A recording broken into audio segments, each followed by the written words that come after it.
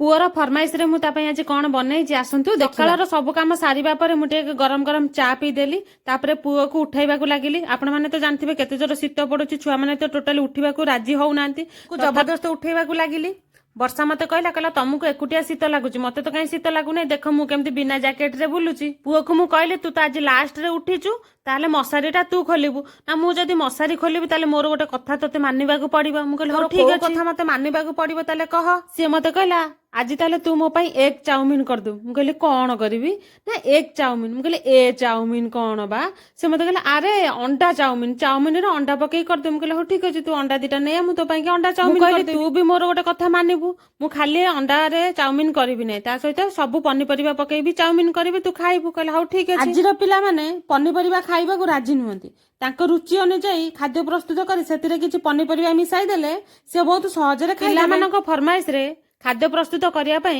मां मानकु तो बहुत भल लागे थरो हमर हे गला एग चाउमिन